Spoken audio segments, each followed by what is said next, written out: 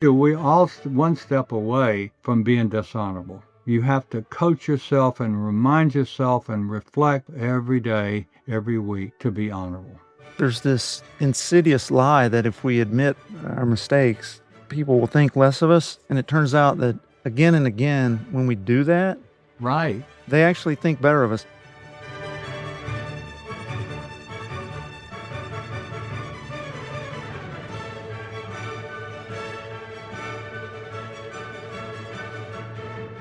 Welcome to Science of Leadership, where we explore leadership both practically and scientifically. What makes great leadership? Why are those things important? And how can we do them well? We'll answer those questions and more through fascinating discussions with inspiring people that will leave you equipped to be a better leader. Today, we're joined by a remarkable leader whose life embodies courage, integrity, and resilience. Colonel Lee Ellis is a retired U.S. Air Force officer, former POW, and author of Leading with Honor, Leadership Lessons from the Hanoi Hilton. Colonel Ellis spent 5 years, 4 months, and 2 weeks as a prisoner of war in Vietnam, and from that crucible of adversity emerged profound lessons about character, trust, and honor in leadership. We'll be talking about what it means to lead with honor, why it's so important, and how each of us can put it into practice in our lives and organizations. Colonel Ellis, thank you for joining me today on the Science of Leadership, and thank you for your service to and your sacrifice for our nation.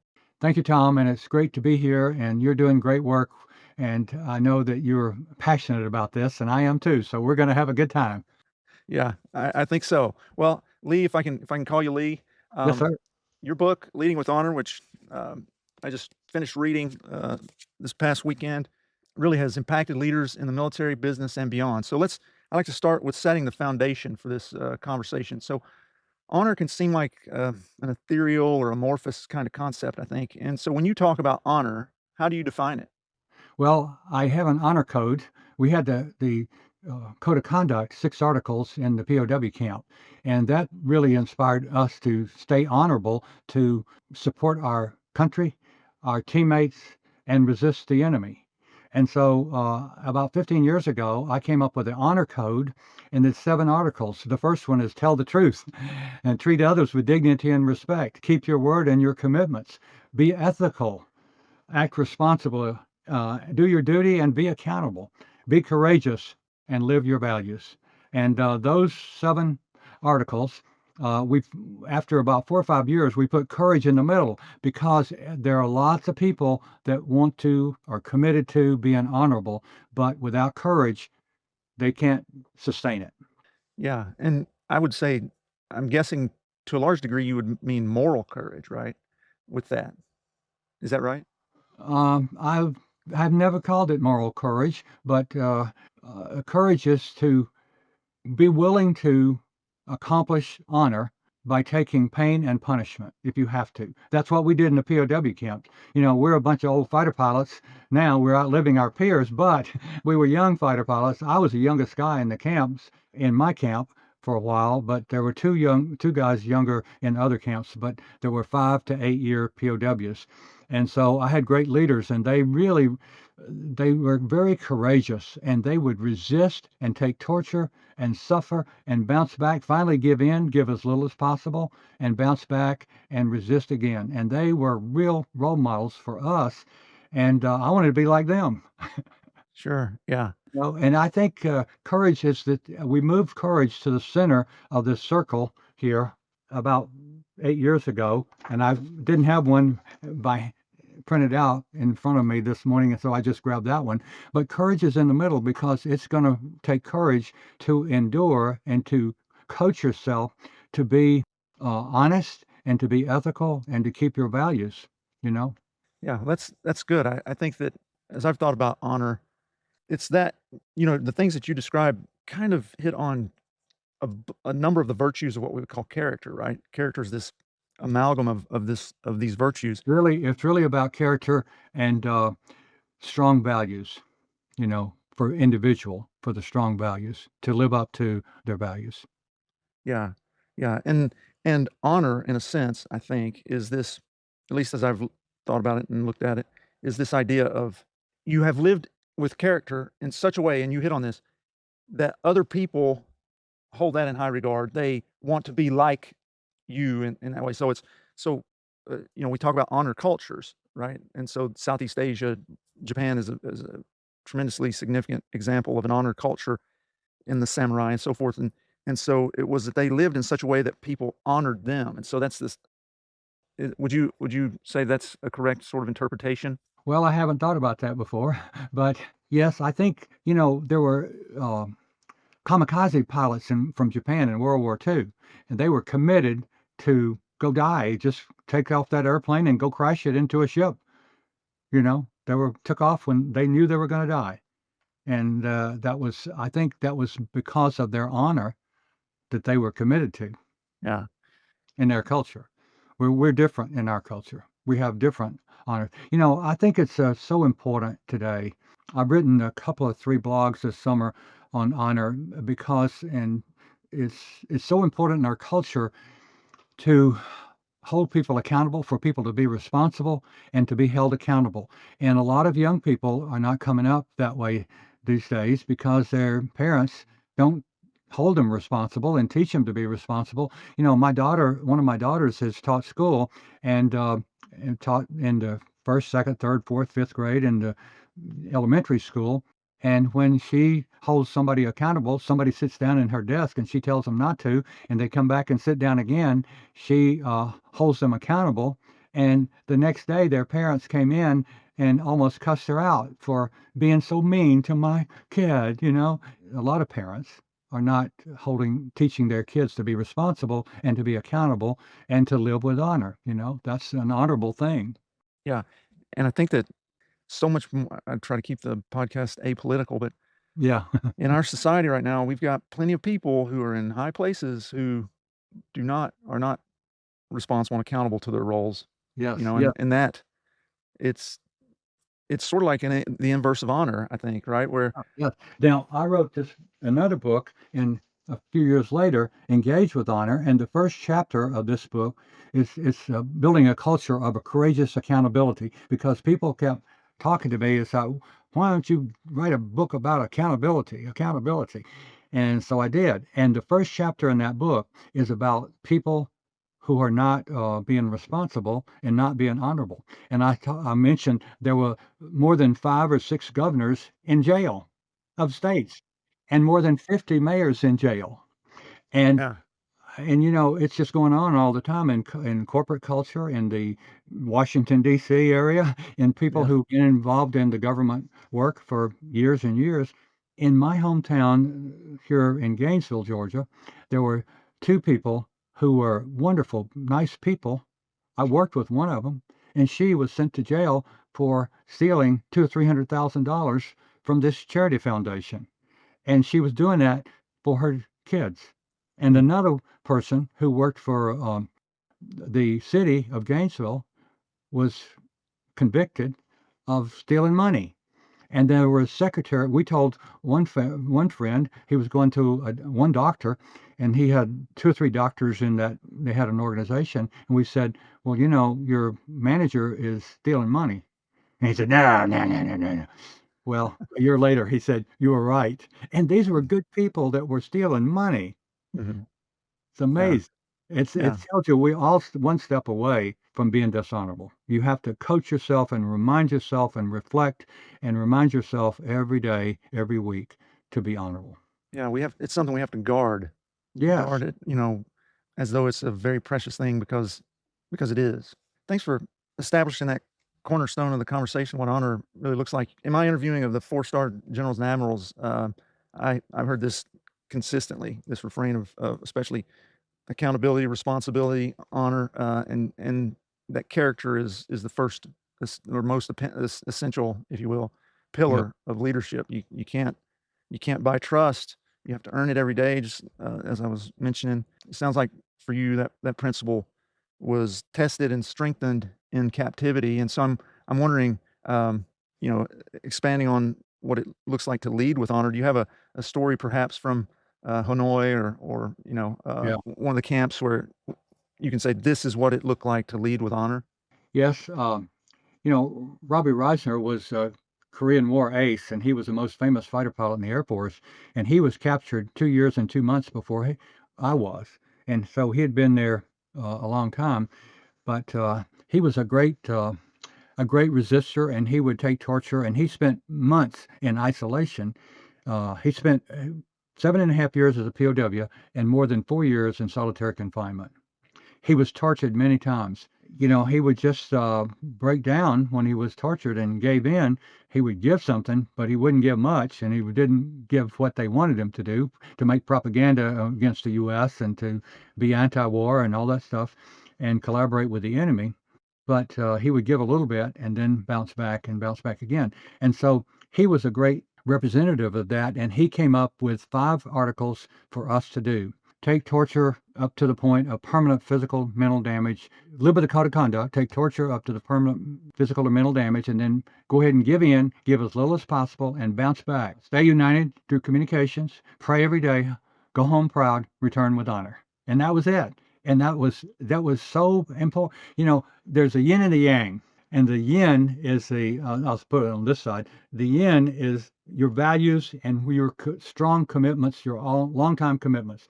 And the other side, the yang, you got to change every day. You got to resist and shift, but you got to stay committed to your values. And he did that and was a great example. Now, the other guy, more closely, I didn't see him every day. I only communicated with him one time as a POW, and we were writing on our hands letters and stuff. And later, someone told me what he had said and what he had given out, the communications there. But Ken Fisher was almost 7 years older than me, and I was flying with him in the F-4 when we were shot down. We were both fighter pilots, and we were flying over North Vietnam, and an airplane blew up, and we got captured. They caught him in his parachute before he hit PLF, parachute landing fall, and I did a parachute landing fall and called my wingman and said, "Hey, I'm on the ground 200 meters north of the river.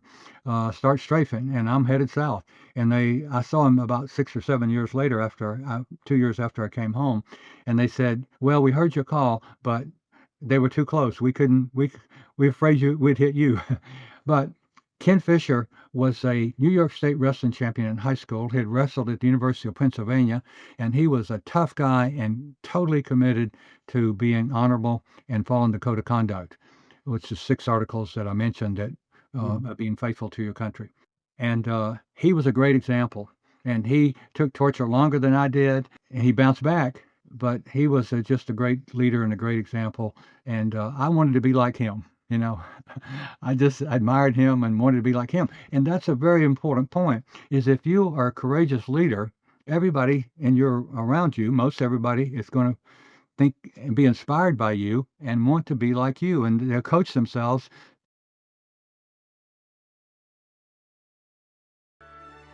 Let me pause here for a second and remind our listeners that my book, The 4 Stars of Leadership, is now available on Amazon, Barnes & Noble, and essentially all online outlets. It's getting rave reviews, and I'm certain you will find it not only informative, but also inspiring. So I hope you'll order your copy today. Now let's get back to this interesting conversation. Well, Lee, I'm curious, in your experience, where would you say most leaders face the greatest temptation to compromise on their honor?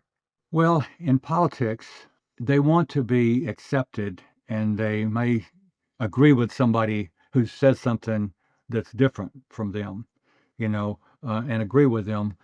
We had a wonderful guy, and I knew him.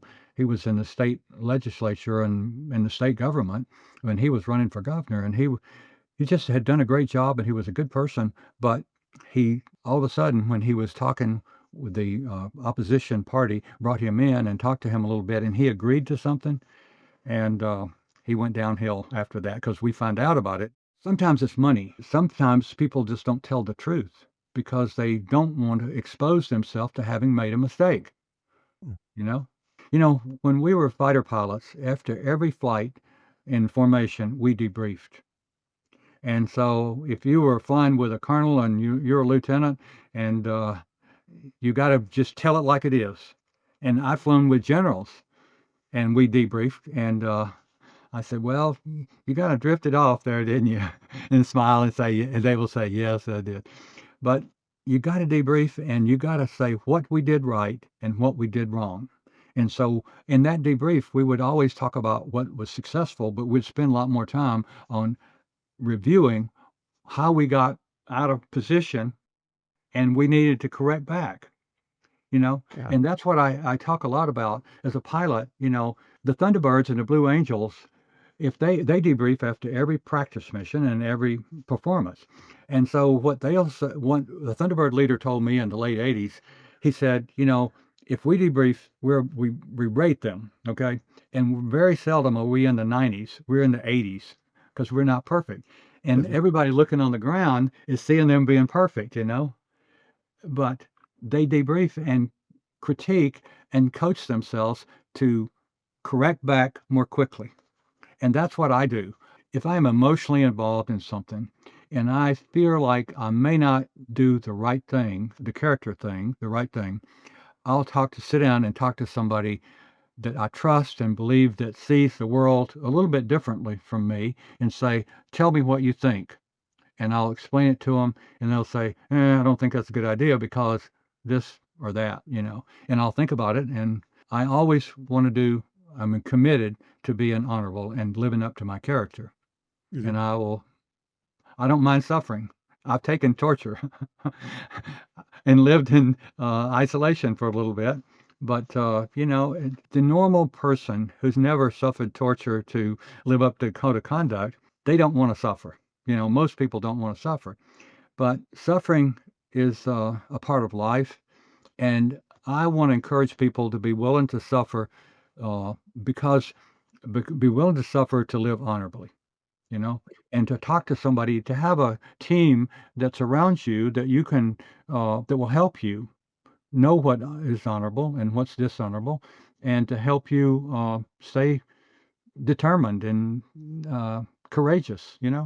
We're all Yes, one sir. step away. Yeah, I think as I'm listening to you on this point, I think that the thing that is banging around in my head is the place we're most likely to compromise on our honor is the thing or those things that we value. Hmm.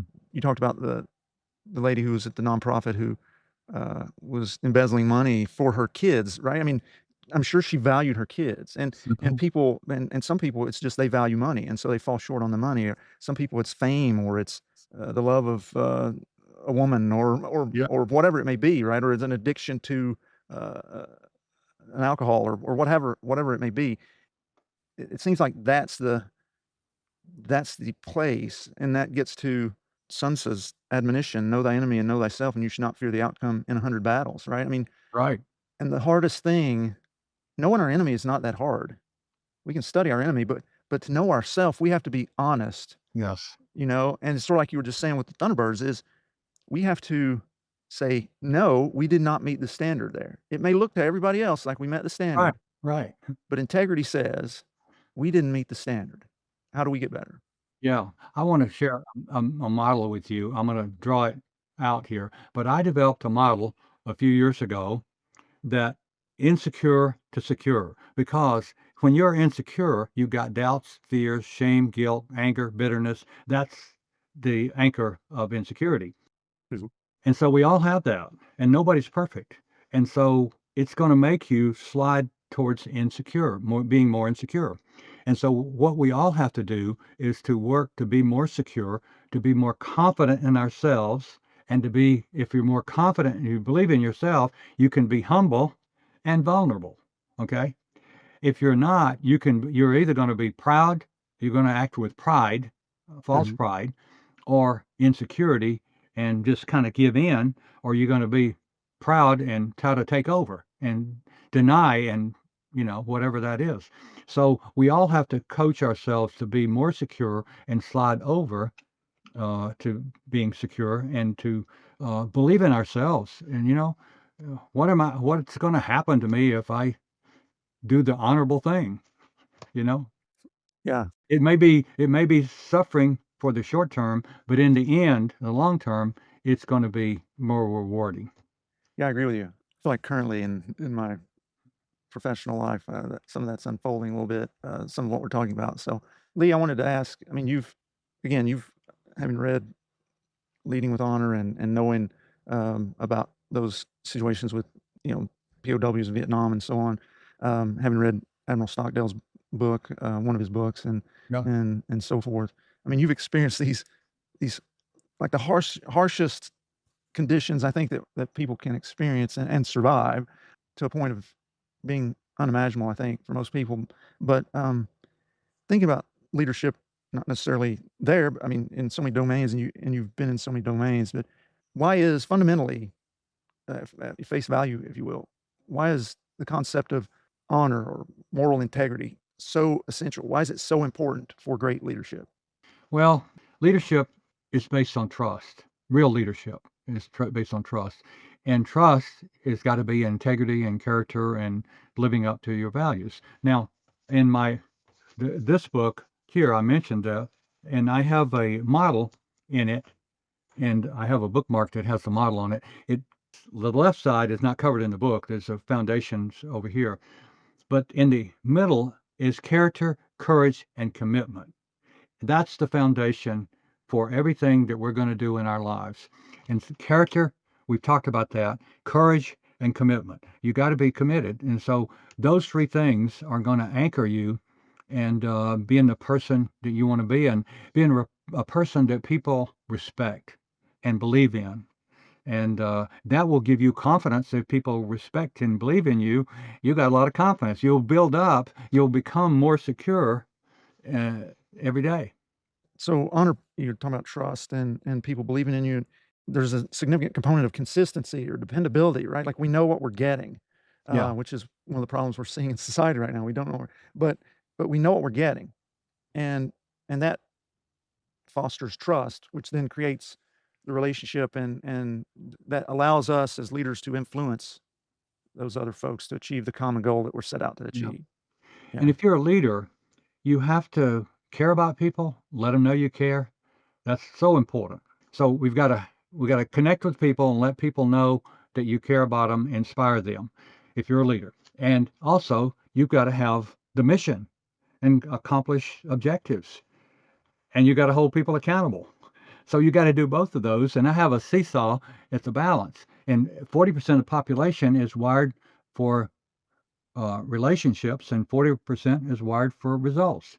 And if you're going to be a great leader, you got to adapt. I mentioned C.Q. Brown. He's an introvert. He talks about that in a podcast, and I know him. I've been to his office, and he says he coaches himself before he walks out of the office in the Pentagon. If he meets somebody in the hall, to smile and say good morning. And Yeah. he's a great guy. And General Robin Rand is a 4-star retired, and he's a hugger. He's a relationship guy, and he learned very early because his boss called him up and said, "Robin, Rand, you got a problem down there, and we've talked about it, and you haven't fixed it. Now, if you don't fix it, it was with people, problem with people.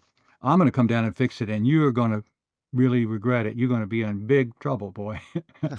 And so they coach themselves every day to adapt, and they've learned that. And so, you got to care about people. You got to, because they'll perform better.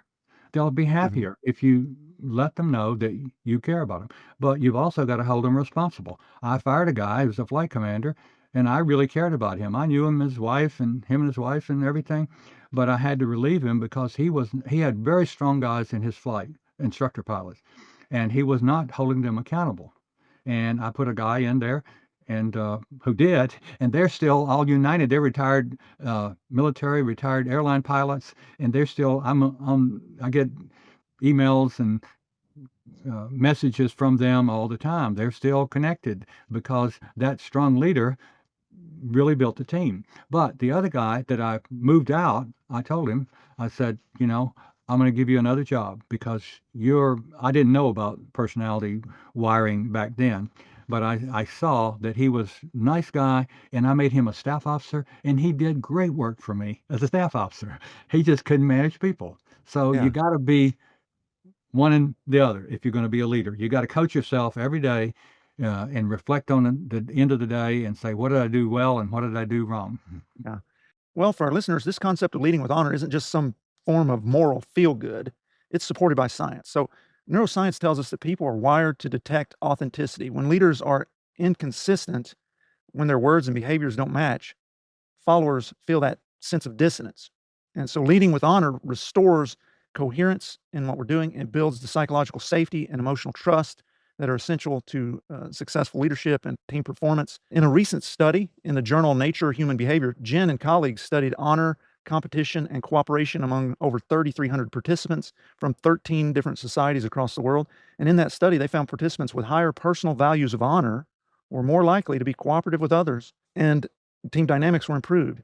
In another study by Simons and colleagues, among leaders who operated ethically, that is, with honor, integrity, character, fairness, those they led had higher job satisfaction and organizational citizenship, along with a greater likelihood of behaving in a similar ethical manner.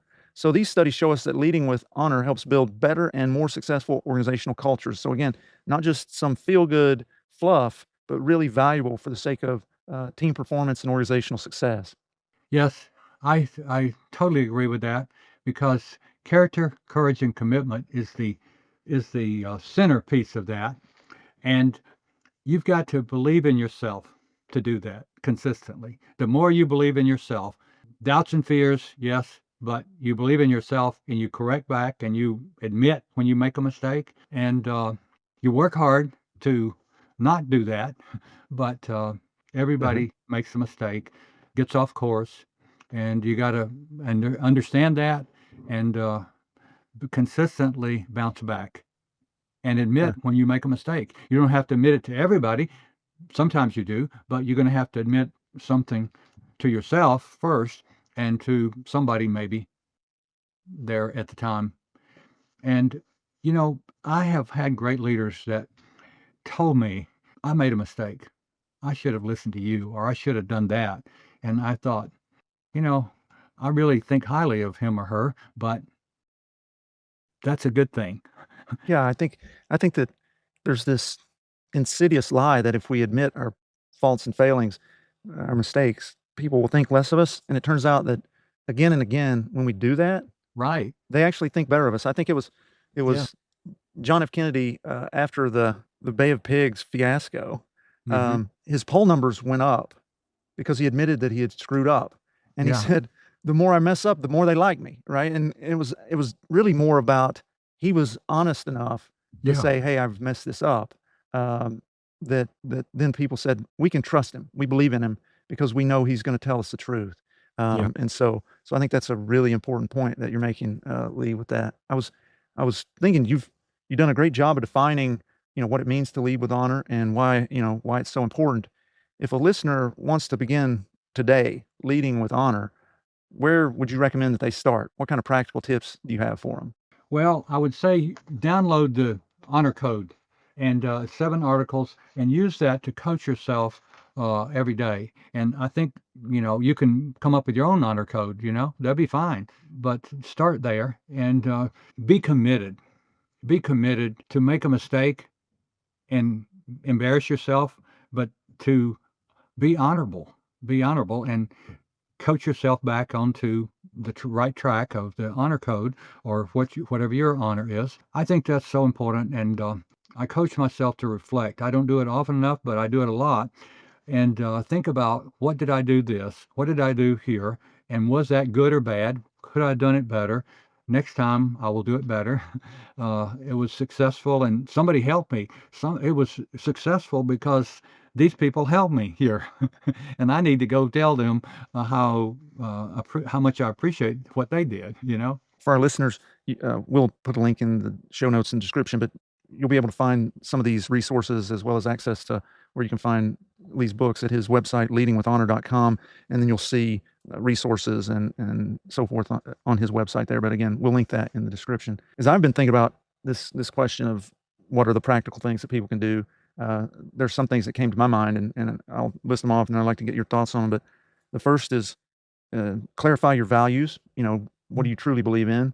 The Yeah. second is know thyself, which I hit on earlier. And you just mentioned. I mean, we all have shortcomings and failures, and so I think it's imperative that we identify what those are.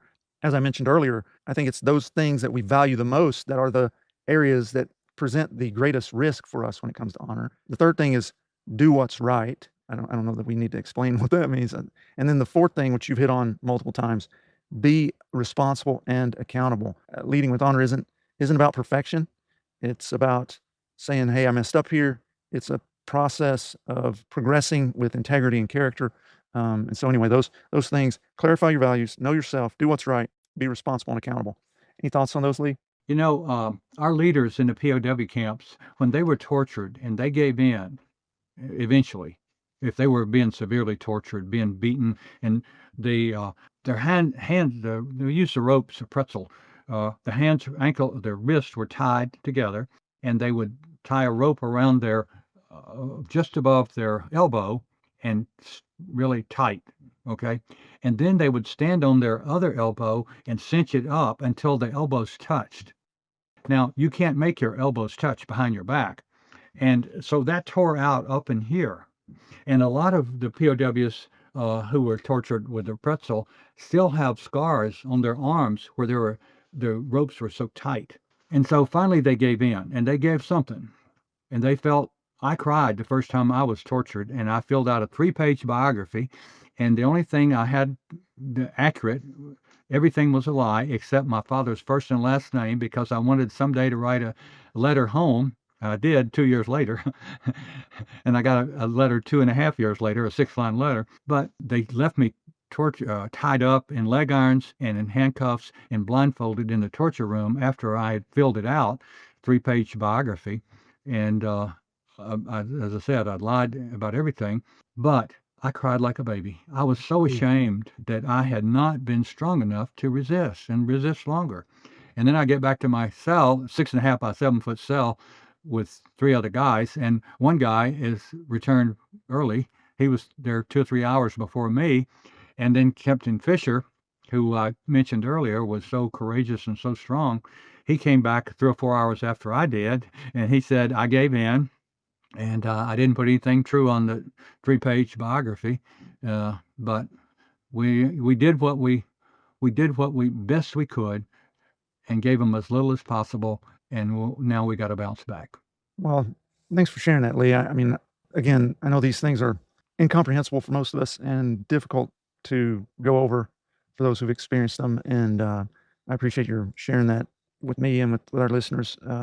As I mentioned at the outset of the podcast, the sacrifice that you made to our nation, I really appreciate that. I'm curious, kind of as we're looking to wrap up our conversation, if you had to look back to your time in captivity, do you have a lesson that really still shapes how you lead and live today?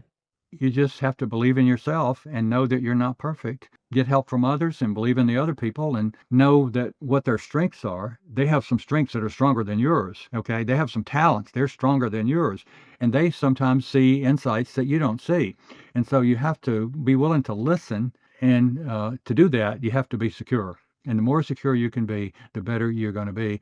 And I think the POWs, 95% of us were tortured, and we bounced back and stayed committed to our country and to the code of conduct, to the 6 articles in code of conduct, that we became more secure. We believe in ourselves, and that's why we are outliving our peers. We have great relationships. The Harvard study of long-term graduates is that relationships make you live longer. If you have relationships, the percentage-wise of living longer is going to be much longer. And so we had community and relationships, and we were committed to each other. We would suffer for each other, and we came home more healthy. We have lower PTSD than the combat veterans from the South and from the veterans from the combats of the modern era. And so we just had happy lives. We suffered, but we came home more secure. Yeah. And for our listeners, I really do recommend this book, Leading with Honor, to you. Lee's book. I mean, it's not just a memoir; it's a leadership manual. It's forged from his experiences in Hanoi and other places of Vietnam as a POW, guided by integrity. And you can find it on his website. But in it, you will learn some of the things that you don't. I mean, my grandfather was a POW in Germany in World War II, and some of the things that they did in Hanoi and so forth, like and again, you can read about it, but just to give you a little flavor, to get you to look into the book, they learned calculus and French and Spanish, and they had like all these pilots, educated folks who were teaching classes to each other, and that created this environment that enriched them in the face of tremendous adversity. So again, I commend that book to you, and hopefully you'll get a copy and read it. Lee, seriously, a true honor to have you on the Science of Leadership. Thank you for joining me.